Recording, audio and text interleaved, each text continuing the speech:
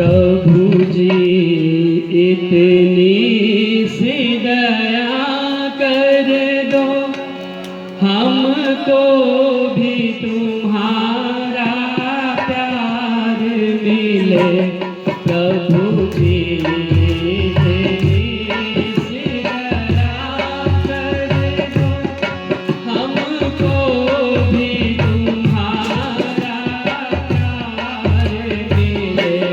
कुछ और भले मिले ना मिले, प्रभु दर्शन का अधिकार मिले। कुछ और भले मिले ना।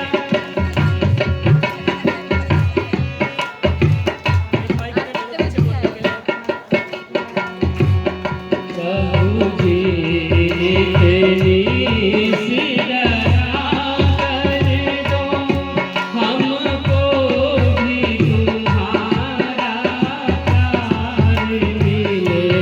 प्रभु जी इतनी सी दया कर दो, हमको भी तुम्हारा प्यार मिले।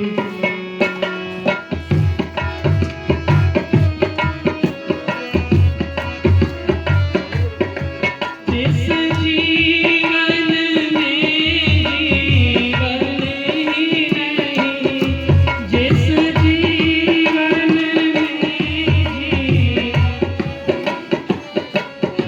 वह जीवन भी क्या जीवन है। वह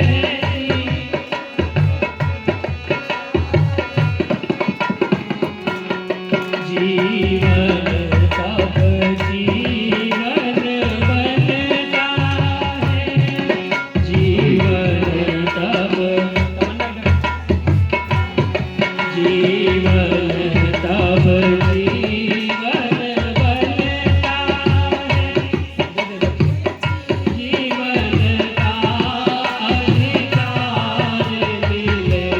प्रभु जी इतनी सी दया कर दो, हमको भी तुम्हारा प्यार मिले।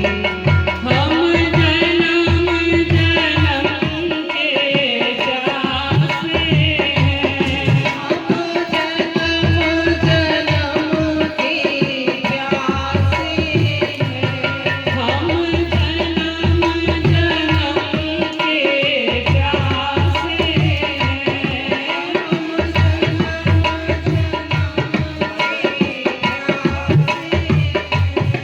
और तुम करुणा के सागर हो, और तुम करुणा के सागर हो। करुणा निधि से करुणा रस की, करुणा निधि से करुणा रस की। एक बूंद हमें एक बार मिले। प्रभु जी इतनी सी दया कर दो, हमको भी तुम्हारा प्यार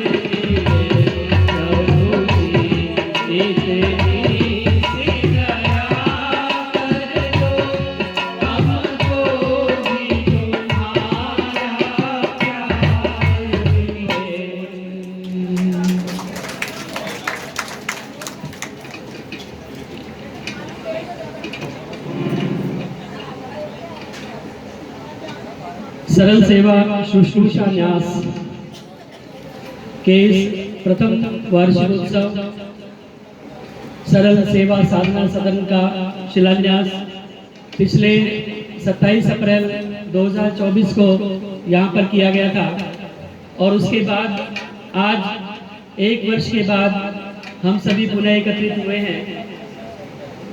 ये बहुत गर्मी का मौसम रहता है 27 अप्रैल का, लेकिन पिछली बार शिलान्यास इसी दिन हुआ था, तो इसीलिए इस बार भी सोचा गया कि इसी तारीख को इसी समय इसका प्रथम वार्षिकोत्सव मनाया जाए।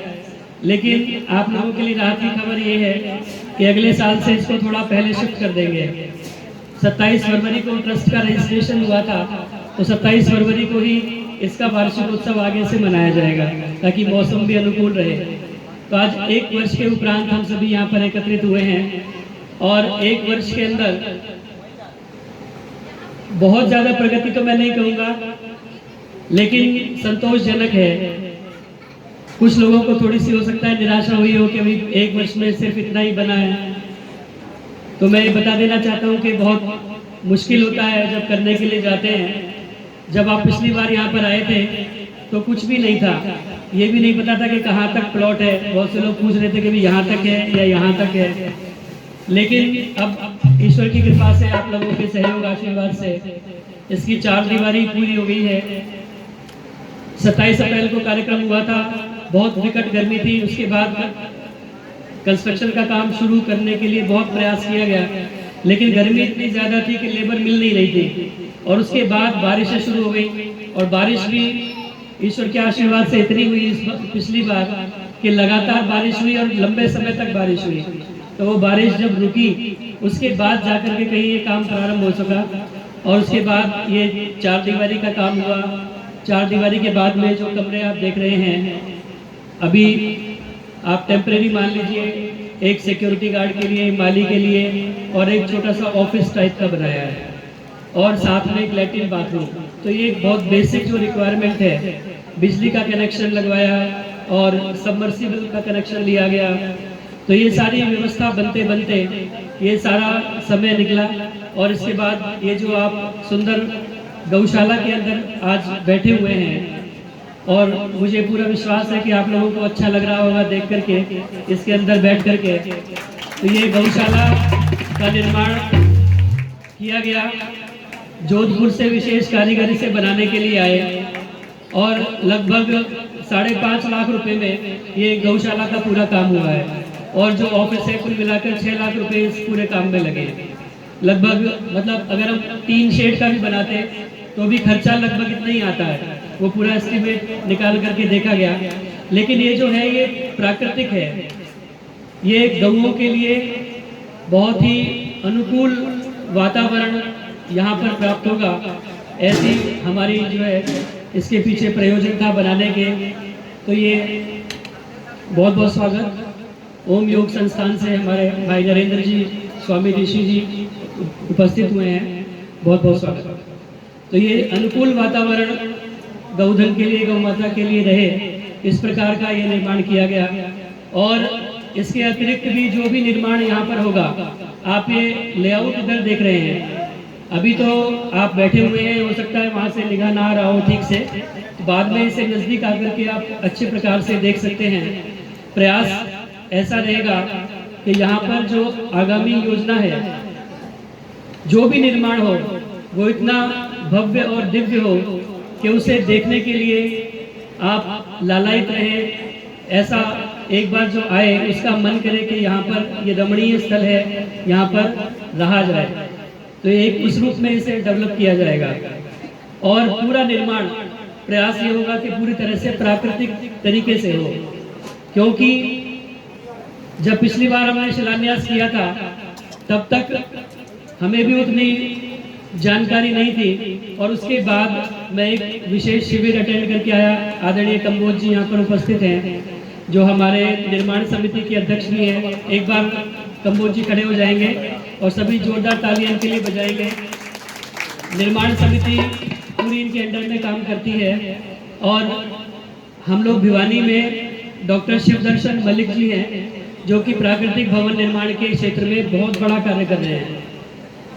अनेकों मंत्रियों का उनके घर पर आगमन होता रहता है और राष्ट्रपति से भी उनकी मिलना इस विषय पर हुआ, और भी यूएनडीपी के साथ में उन्होंने काम किया, विदेशों में भी काम किया और बहुत सारा काम अभी भी वो कर रहे हैं।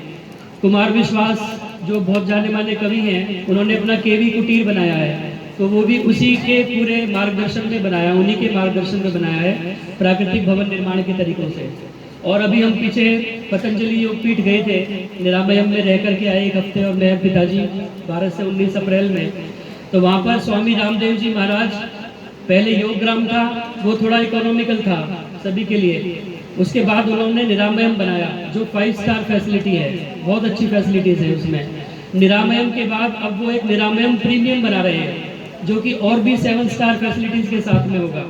जो निरामयम है उसमें कम से कम एक कमरे की कीमत, जो सबसे छोटा वाला कमरा है वो 10,000 रुपये पर डे है, और उसके बाद 12,000, 16,000, 22,000, 50,000 रुपये तक के कमरे वहाँ पर हैं प्रतिदिन के हिसाब से निरामयम में। अब जो बना रहे हैं निरामयम प्रीमियम, वो निरामयम प्रीमियम 50,000 रुपये कम से कम पर डे का उसका उन्होंने वो रखा है। लेकिन विशेष बात जो मैं बताना चाह रहा हूँ कि निरामयम प्रीमियम का जो निर्माण है वो पूरा प्राकृतिक तरीके से हो रहा है, और जो डॉक्टर शिवदर्शन मलिक जी की ट्रेनिंग है उसके आधार पर हो रहा है। उन्होंने जो प्राकृतिक भवन निर्माण का पूरा तकनीक बताई है उसी को अपनाते हुए वो निरामयम प्रीमियम बना रहे हैं, पूरा गोबर, मिट्टी, पत्थर इत्यादि से। उसमें कोई कंक्रीट का प्रयोग बहुत मिनिमम जहाँ आवश्यकता होगी वहाँ पर होगा। तो उसी प्रकार का अपना भी प्रयास होगा कि यहाँ जो भी निर्माण हो वो पूरी तरह से प्राकृतिक तरीके से हो, ताकि, क्योंकि पक्के मकानों में रह रहकर तो हम सब लोग पक चुके हैं, अब हम थोड़ा सा प्राकृतिक वातावरण की ओर जाना चाहते हैं। आप एक लोगो देख रहे हैं यहाँ पर, इस लोगो के नीचे एक लाइन लिखी हुई है, नैसर्गिक निवास आध्यात्मिक विकास। ये हमारा ध्येय है, नैसर्गिक तरीके से, प्राकृतिक तरीके से हम रहें और अपना आध्यात्मिक विकास करें। इन दो शब्दों के अंदर ये पूरा जो हमारा उपक्रम है, ये पूरी जो परियोजना है वो इसके अंदर समाई हुई है, इसीलिए इसको टैग लाइन कहते हैं। तो हमारी जो टैग लाइन है वो नैसर्गिक निवास आध्यात्मिक विकास। तो हम नेचुरल तरीके से पूरे प्राकृतिक वातावरण में रहें और अपना आध्यात्मिक विकास कर पाएं। इसी परियोजना को ध्यान में रख करके इस सरल सेवा साधना सदन की स्थापना यहाँ पर की जा रही है, और इसमें 2 भाग हैं, एक सेवा भी है और साधना भी है। तो यहाँ पर जो बुजुर्ग लोग रहेंगे उनकी सेवा शुश्रूषा तो की जाएगी, साथ में साधना का भी पूरा अवसर यहाँ रह करके मिलेगा। दोनों भाग इसके पैरेलली काम करेंगे। साधना के लिए आप देखेंगे इस लेआउट के अंदर कुछ कुटिया बनाई जाएंगी, जो गोल कुटिया हैं, लगभग 9-10 कुटिया हैं, जो विशेष रूप से साधना के लिए बनाई जाएगी प्राकृतिक तरीके से। ये गोल कुटिया, ये कच्चे पूरा जो होता है मिट्टी और छप्पर वाला जो छत होगी, उस तरह की ये गोल कुटियाएँ बनेंगी, जिसमें रह करके हम जो साधक लोग हैं, जो यहाँ पर बीच बीच में शिविर लगेंगे, 7 दिन का, 10 दिन का आध्यात्मिक शिविर, योग दर्शन का शिविर, योग और ध्यान मेडिटेशन का शिविर, उसमें रह करके अपनी साधना कर पाएंगे। और जो हमारे वरिष्ठ नागरिक हैं, माता पिता हैं, जो किसी कारण से बच्चों के साथ नहीं रह पा रहे हैं, क्योंकि ये वृद्धाश्रम नहीं है, ये एक साधना स्थल है, आध्यात्मिक स्थल है। यहाँ पर रह करके अपना आध्यात्मिक विकास जो भी करना चाहें, आवश्यक नहीं कि आप घर के वातावरण से तंग आकर के यहाँ पर आ रहे हैं, बच्चों के साथ नहीं बन रही, या बच्चों ने छोड़ दिया, या बच्चों के साथ में विचार नहीं मिल रहे। बहुत ज़्यादा समस्या है आजकल समाज के अंदर। ऐसा आवश्यक नहीं कि वही लोग यहाँ पर आए। जो लोग अपनी इच्छा से भी अपने परिवार से अलग रह करके अपना आध्यात्मिक विकास करना चाहते हैं, उनके लिए भी यहाँ पर पूरी सुविधा उपलब्ध रहेगी। उस प्रकार की यह योजना है। तो यहाँ पर पूरा स्वस्थ दिनचर्या सुबह से लेकर शाम तक आपकी रहेगी। जो और भी इस तरह के स्थान बनते हैं फरीदाबाद के अंदर, तो मैं 2 को विशेष रूप से जानता हूँ जो बहुत हाई लेवल के हैं। एक तो अपना बिट्टू टिक्की वाले के सामने जो है 3 नंबर के अंदर, जो गोल्डन एरा के नाम से है, शायद द गोल्डन एरा, या गोल्डन कुछ और नाम है उसका, वो है। और दूसरा एक आर्कॉन संस्था का बना हुआ है नहर पार के अंदर। लेकिन उन दोनों का जो कॉस्ट है वो ये जो गोल्डन वाला है ये 1 लाख रुपए पर कपल के हिसाब से लेता है महीने का। और वो 1 लाख रुपए महीने केवल उतना नहीं है, उसमें ऑल इंक्लूसिव नहीं है, उसमें भी लॉन्ड्री का खर्चा अलग है, कहीं आप जाएंगे टैक्सी का अलग है, और भी कई चीज़ें उसमें एक्सक्लूडेड हैं। तो आपको एंड ऑफ डे 1 लाख से भी और काफ़ी ज़्यादा उसके अंदर देना पड़ता है। और उतना नहीं है, उससे पहले भी आपको 20 लाख से लेकर 40 लाख तक की सिक्योरिटी वहाँ पर देनी पड़ती है। आदरणीय सतीश आर्य जी बैठे हुए हैं, ये उसको विजिट करके आए थे, मुझे पता चला। और मैं भी पिताजी को लेकर के गया वहाँ पर। मैंने कहा जी मुझे अपने पिताजी को जमा कराना है, मुझे पूरा सिस्टम बताओ क्या क्या तरीका है। तो उन्होंने पूरा मुझे एक्सप्लेन किया, सारा घुमाया और सारी व्यवस्था उन्होंने दिखाई कि 20 लाख से लेकर के 40 लाख रुपए तक की सिक्योरिटी है, जिसमें आपको पूरा रिफंड नहीं होता, उसमें से भी कुछ कट पिट करके मिलता है। और उसके अलावा फिर 1 लाख रुपए महीने आपको जो रहने का खाने का है वो अलग से देना है। तो ये व्यवस्था है। और एक नहर पार्क के अंदर आरकोन के नाम से है, वो आरकोन के अंदर 85-86 हज़ार रुपये पर कपल का वहाँ पर खर्चा है। और 10 से लेकर 15 लाख रुपए सिक्योरिटी फर्स्ट टाइम मतलब वन टाइम आपको शुरू में देनी पड़ती है। तो ये इस तरह के बहुत हाई फाई बने हुए हैं, या फिर बिल्कुल लो लेवल वाले हैं। ताऊ देवीलाल के नाम से एक यहाँ पर वृद्धाश्रम चलता है सरकारी,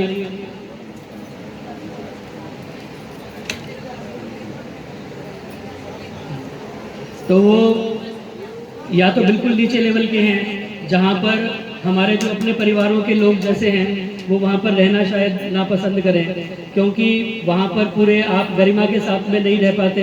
कोई आकर के फल बांट रहा है, कोई आकर के कंबल बांट रहा है, कोई मतलब ऐसे दीनहीन अवस्था में जैसे रहते हैं उस तरह की भावना वहाँ पर रह करके आती है। तो या तो बिल्कुल ऊपर है या बिल्कुल नीचे है। तो अपना प्रयास ये है कि यहाँ पर एक ऐसी व्यवस्था दी जाए जहाँ अपने परिवारों के लोग आकर के रह सके, जो अपने मध्य वर्गीय परिवार हैं उनके लोग आकर के ग्रेसफुली डिग्निटी के साथ में यहाँ पर रह सकें, ऐसी एक व्यवस्था यहाँ पर बने। तो इसमें बिल्कुल फ्री ऑफ कॉस्ट नहीं होगा। अगर किसी को ऐसी गलतफहमी है तो मैं दूर कर दूँ, फ्री ऑफ कॉस्ट नहीं होगा, क्योंकि ये सस्टेनेबल मॉडल पर बनेगा और एक अफोर्डेबल फैसिलिटी प्रोवाइड करने का हमारा इसमें प्रयास है। तो ये बहुत ही नॉमिनल चार्जेस इसके मंथली के रूप में रहेंगे, जिसमें आपका खाना पीना रहना इत्यादि की सारी व्यवस्था होगी। और ये जो मैंने आपको गोल कुटिया की बात की जो साधना वाली है, और उसके अलावा जो परमानेंट रहने वाले लोगों की व्यवस्था है, उसके लिए लगभग अभी के नक्शे में 18 कुटिया नीचे निकलती हैं, 18 उसके ऊपर। तो ये 36 कुटिया इसके अंदर वो वाली बनाई जाएंगी जिसमें परमानेंट जो रहने वाले लोग हैं वो उसके अंदर रह पाएँ। तो उसमें जो लोग भी अपनी तरफ से स्पॉन्सर करना चाहते हैं उस कुटिया को, तो वो अपनी तरफ से उसको स्पॉन्सर कर सकते हैं। तो उसका स्पॉन्सरशिप का मॉडल रखा गया है। 5,51,000 रुपये उसकी राशि है जो अपनी तरफ से एक कुटिया स्पॉन्सर करना चाहते हैं परमानेंट रहने वालों की। जो दूसरा वाला जो है साधना वाला, वो साधना वाला पूरा दान का मॉडल है और पूरा निःशुल्क मॉडल है। उसमें जो भी हम शिविर लगाएंगे बीच बीच में 7 दिन का 10 दिन का, बहुत अच्छे अच्छे विद्वान जो है आर्य जगत ने हमें दिए हैं, तो उन विद्वानों को बुला करके उनके शिविर लगाए जाएंगे योग दर्शन का इत्यादि का। वो जो साधना वाला है वो पूरी निःशुल्क व्यवस्था रहेगी, उसमें जो स्वेच्छा से देना चाहेगा उसे हम स्वीकार करेंगे। और वो जो कुटिया भी बनेंगी वो पूरे दान के पैसे से बनेंगी। लेकिन ये वाली जो है 5,51,000 रुपये इसकी स्पॉन्सरशिप रखी गई है। जो भी अपनी तरफ से स्पॉन्सर करना चाहता है वो उसको स्पॉन्सर कर सकता है, और जो स्पॉन्सर करेंगे वो उसमें आकर के रह सकते हैं। जब तक आप रहना चाहें तब तक आप उसमें पूरी उम्र रहना चाहें तो उसमें आप रह सकते हैं, और जब आप नहीं रहना चाहेंगे तो उसमें किसी और को वहाँ पर स्थान मिल सकेगा। तो ये जो है पूरी व्यवस्था इस प्रकार की यहाँ पर रहेगी। और अगले वर्ष जब हम आएंगे, परमपिता परमात्मा से यही प्रार्थना है कि हमें ऐसी शक्ति मिले और सारी व्यवस्थाएं बनती चली जाएं कि अगले वर्ष तक हम कुछ उसमें रहने की व्यवस्था भी कर सकें, और कुछ लोग यहाँ पर रहने की स्थिति में हों, तब हम अगले वर्ष आकर के यहाँ पर मिलेंगे। तो आइए आप सभी लोगों के सहयोग से और आशीर्वाद से यह कार्य अभी तक बहुत सुचारू रूप से चल रहा है। परमपिता परमात्मा की ऐसी कृपा अनुकंपा रही है कि जहाँ भी जो भी समस्या आती है उससे पहले उसका साथ साथ समाधान हमें मिल जाता है। जिस दिन से इस ट्रस्ट का रजिस्ट्रेशन या हमारे मन में विचार भी आया है, उस दिन से कोई ना कोई जब भी बाधा आती है, एक ना एक दूत ऐसा हमारे पास आ जाता है जो उस समस्या को दूर कर देता है। फॉर एग्जाम्पल, हमारे सामने दिक्कत आई कि हमारा बैंक का अकाउंट नहीं खुल रहा था, क्योंकि उसमें आजकल सरकार ने कंपलसरी कर दिया है कि एनजीओ दर्पण के अंदर उसका रजिस्ट्रेशन कराना कंपलसरी होता है। तो हमने एनजीओ दर्पण के अंदर उसका रजिस्ट्रेशन के लिए एप्लीकेशन डाली, लेकिन वो अप्रूव नहीं हो रही थी और बैंक का अकाउंट खुलना जरूरी था। 27 अप्रैल को पिछली बार कार्यक्रम होना था, बहुत नज़दीक समय आ गया था।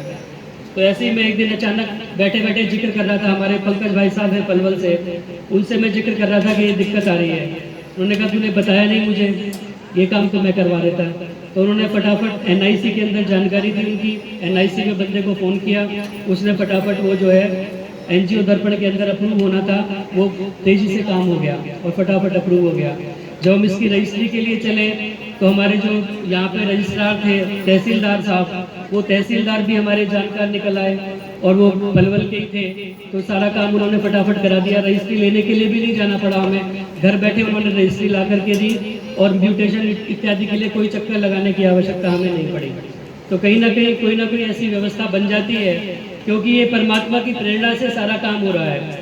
मेरा जो है इसको चलाने के लिए जो प्रेरणा है वो पूरी परमपिता परमात्मा की ओर से प्राप्त हुई है और मुझे ऐसा महसूस होता है कि उनकी आज्ञा से ही और परमपिता परमात्मा की प्रेरणा से ही मैं इस कार्य को आगे बढ़ा रहा हूँ और वो आगे आगे उसको रास्ता दिखाते भी रहते हैं। अभी हमारी दिक्कत आ रही थी कि एटीजी का रजिस्ट्रेशन तो हमारा हो गया था और वो एटीजी का रजिस्ट्रेशन जो है वो प्रोविजनल होता है 6 महीने के लिए, उसके बाद उसका फिर फाइनल रजिस्ट्रेशन कराना पड़ता है। और हमारी सीए साहब हैं गीतांजलि जी, आदरणीय जगदीश फिरमानी जी यहाँ बैठे हुए हैं, इनकी पुत्र वधू हैं गीतांजलि जो हमारी सीए हैं। उन्होंने मुझे बताया कि आजकल ऐसी समस्या हो रही है कि एटीजी का रजिस्ट्रेशन किसी का भी अप्रूव नहीं हो रहा। वो कह रही है मेरे सीए सर्कल में मैंने सबसे पूछ लिया, जितने भी सीए मेरी जानकारी में हैं, जितनी भी एप्लीकेशन लगी हैं एटीजी के फाइनल उसके लिए, वो सारी की सारी रिजेक्ट हो रही हैं। तो हमने बहुत डरते डरते उस एप्लीकेशन को लगाया और ऐसी परमपिता परमात्मा की व्यवस्था बनी कि हमें कोई बंदा वहाँ भी मिल गया। आदरणीय भ्राताश्री बैठे हैं संजीव जी, इनके माध्यम से एक ऐसा बंदा मिला जिसने हमारा वो काम भी करा दिया। और एक बार मैं चाहूँगा कर्तव्य ध्वनि, क्योंकि ये बहुत बड़ा काम हुआ, एटीजी का रजिस्ट्रेशन भी हमारा कंप्लीट हो गया और अब 4 साल के लिए हमें एटीजी का रजिस्ट्रेशन मिल गया है। 4 साल के बाद पुरुष का जो है रिन्यूअल किया जाएगा। तो ये एक और भी बहुत अच्छी उपलब्धि हमें अभी 3-4 दिन पहले ही प्राप्त हुई है। मुझे पूरा विश्वास था कि जब हम ये वार्षिक उत्सव करेंगे तब हमारे हाथ में एटीजी का रजिस्ट्रेशन होगा, क्योंकि बहुत सारे लोग ऐसे भी हैं जो हमें देना चाह रहे थे दान, लेकिन वो कह रहे थे कि भाई एटीजी होना चाहिए तब हम आपको देंगे। तो वो एटीजी का रजिस्ट्रेशन की बाधा भी हमारी पूरी हो गई और वो एटीजी का रजिस्ट्रेशन भी हमें प्राप्त हुआ। तो इसलिए यह सारा कार्य जो है मैं तो समझता हूँ कि ये दैवीय कार्य है, परमपिता परमात्मा की प्रेरणा से ये सारा काम हो रहा है। क्योंकि मुझे याद आ जाती है स्वामी श्रद्धानंद की वो पंक्तियाँ, जब स्वामी श्रद्धानंद ने संन्यास लिया, मुंशी राम से श्रद्धानंद बने, तो उन्होंने कहा कि मैं कोई भी काम श्रद्धा के वशीभूत करता हूँ, मैं कोई भी काम युक्ति से नहीं करता, लॉजिक से दिमाग से नहीं करता, मैं श्रद्धा के वशीभूत करता हूँ। और ये संन्यास भी जो मैंने लिया है वो श्रद्धा के कारण लिया है, इसीलिए मैंने अपना नाम श्रद्धानंद रखाया है। और किसी आचार्य से उन्होंने संन्यास दीक्षा नहीं ली, किसी को भी, जैसे हमारी माता यज्ञानंदा जी बैठी हुई हैं, इन्होंने संन्यास लिया स्वामी प्रणवानंद जी से बुला करके, लेकिन स्वामी श्रद्धानंद ने किसी को भी उसके लिए नहीं बुलाया। स्वयं उन्होंने कहा मैं परमात्मा से ही अपना संन्यास ले रहा हूँ और परमात्मा की प्रेरणा से ही श्रद्धा के वशीभूत होकर के मैं अपना संन्यास ले रहा हूँ। तो वही स्थिति में कई बार बैठता हूँ, सोचता हूँ, तो मुझे लगता है कि मैं भी जो आता है वो कर देता हूँ। बहुत सारे लोग कहते हैं कि ऐसा क्यों कर दिया, ऐसा क्या होगा, क्यों होगा। अभी गौशाला का उद्घाटन करना था, कह रहे अभी से गौशाला का उद्घाटन करके क्या करोगे, अभी तो यहाँ कोई रहता भी नहीं है। कभी ऐसी हमें आवश्यकता है, क्योंकि सबसे पहले गऊ का पदार्पण हो तो सारे काम आगे आगे अच्छे होते चले जाएंगे। परमपिता परमात्मा ने जब इस सृष्टि का निर्माण किया जब दो जो हम कहें कि सृष्टि को बने हुए कितने वर्ष हुए, तो उसमें दो संख्याएं चलती हैं। तो मैं पहले उसमें कंफ्यूज रहता था।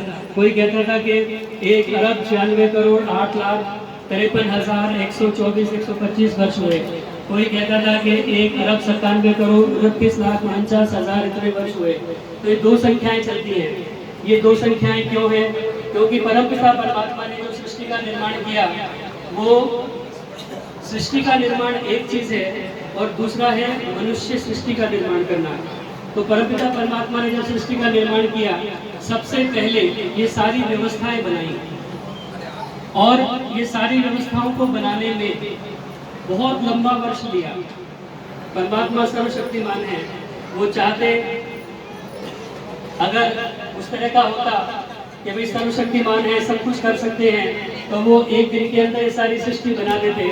लेकिन ऐसा नहीं हुआ। करोड़ों वर्ष का समय उसके अंदर लगा। उसके बाद जब सारी सृष्टि तैयार हो गई, उसके बाद फिर मनुष्य का पदार्पण हुआ।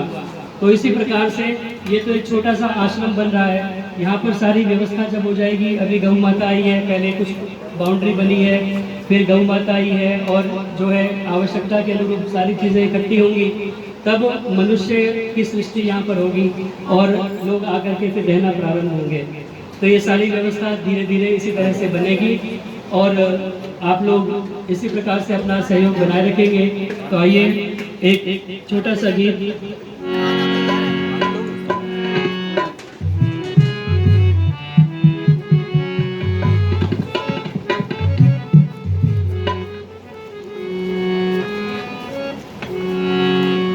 भगवान मेरा जीवन संसार के लिए हो, भगवान मेरा जीवन संसार के लिए हो।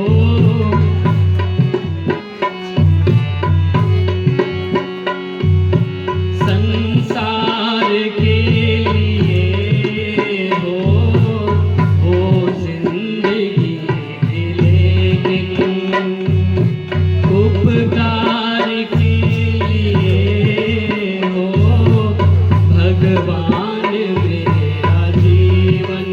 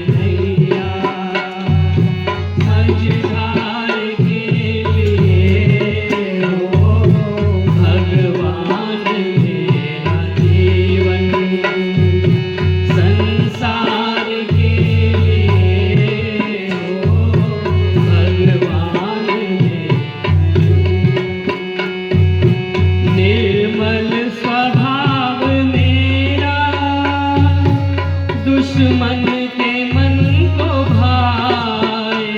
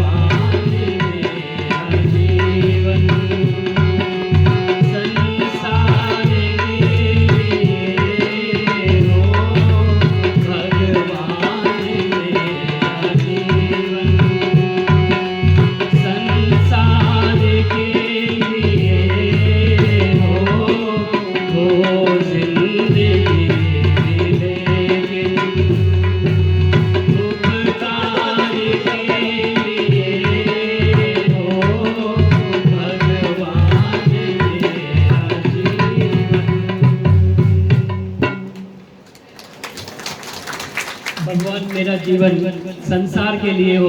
न त्वहम कामय राज्यम न स्वर्गम न पुनर्भवम कामय दुख तप्ता नाम प्राणिनाम आर्तनाशनम। यही मेरे जीवन का लक्ष्य हो। सदा उसी सेवा की भावना से सेवा करते हुए, हमेशा परोपकार के लिए अपने जीवन को लगाते हुए, क्योंकि ये मनुष्य का जो शरीर है ये परमपिता परमात्मा ने बहुत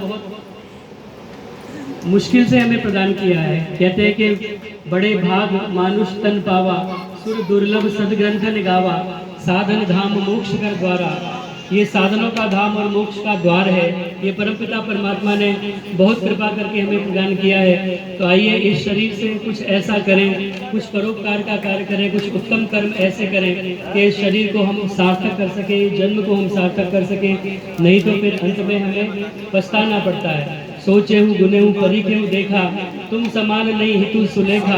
बहुतक नाथ कृपा तुम कीनी मोहि विधय विधि सुविधा दीनी। सर्व शिरोमणि मानुष काया दीन मोहि कर अनुपम दाया। तेहि पर तो ही न भजो में काही मोह समान को पामर नाही।